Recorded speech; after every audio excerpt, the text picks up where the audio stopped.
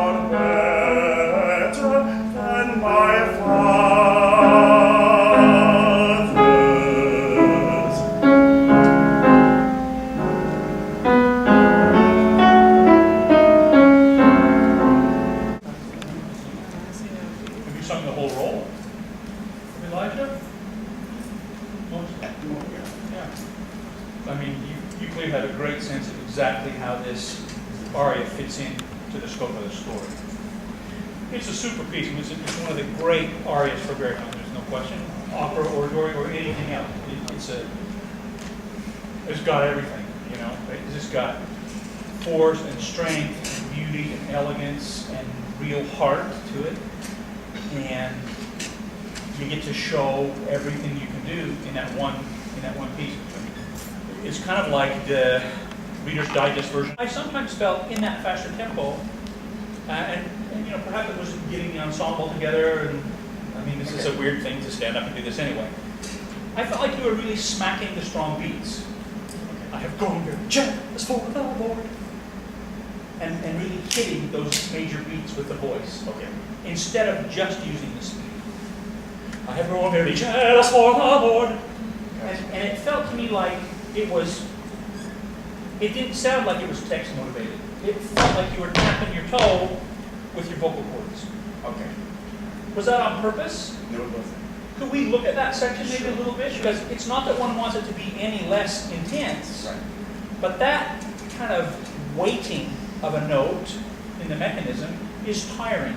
It spends some of your vocal capital, when in these phrases you actually should be riding on the interest. You know what I'm saying?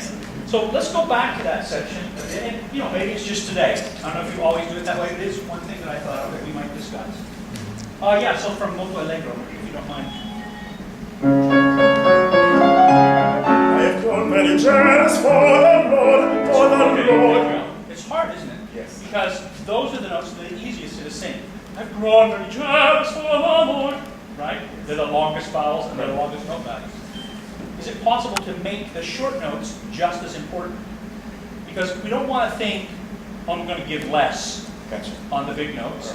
But can it be, instead of, I have grown very jealous, can it be, I have grown very jealous for the Lord? That the ta-ta is more important than the ta. Okay. I have grown very jealous for the Lord God of hosts. Stop. How does that feel to you? Fine.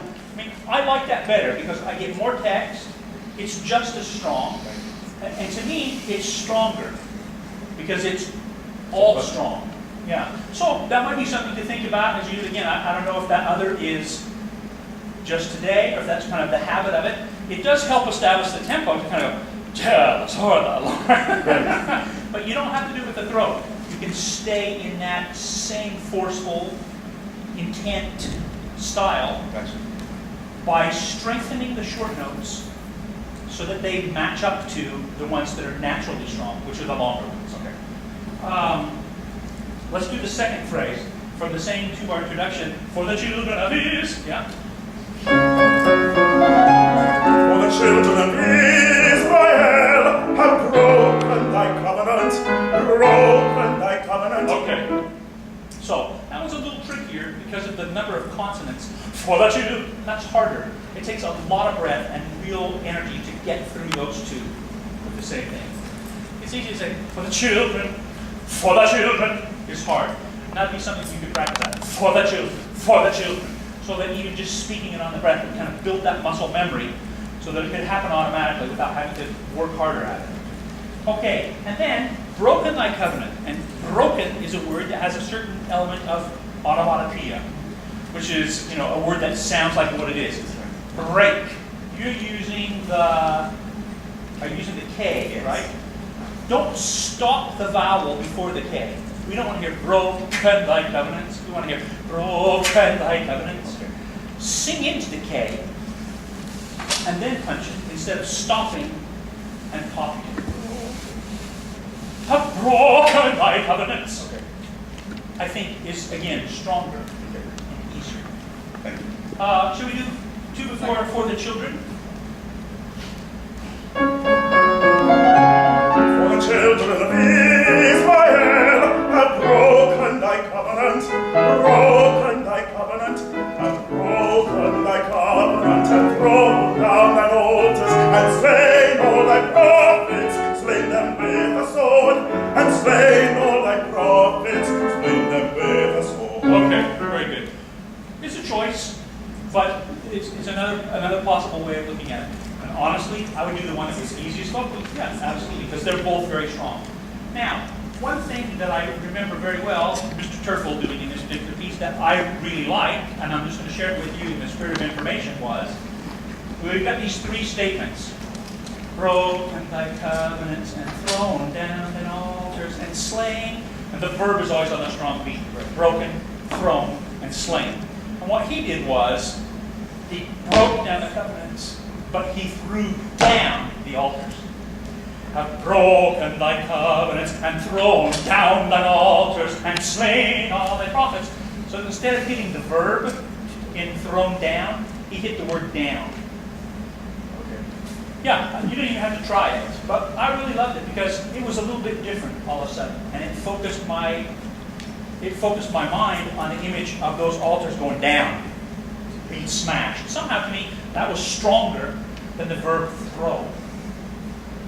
See what I mean? Yes. Anyway, it's just a thought. It's something I'd never heard before that I really loved, and I just wanted to share it. We're almost out of time. Okay, let me tell you one of the things that I would love to hear you do, and then I will stop talking for many hours. Beware of the diphthong between ah and e in words like life. Okay. Because what we're really saying is life, right? There's a principal vowel and a secondary vowel. The principal is ah, and the secondary is e. If we sing, Lord, now take away my life, it changes the color of the sound, yes, as opposed to life. And so we talk about turning the diphthong. Don't drift into the diphthong as the pitch changes, but sustain the principal vowel and turn the diphthong once the pitch has changed.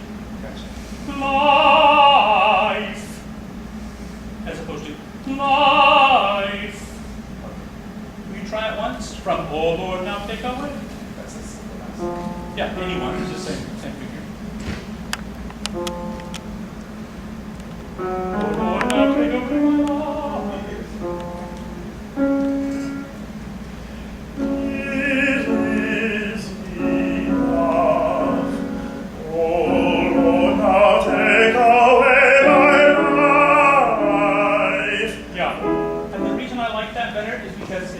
Shape the portamento that you use so expressively without the sound dropping out for the listener. Do you see what I'm saying? Yes. We don't talk like that. We don't say, take away my life. We say, take away my life.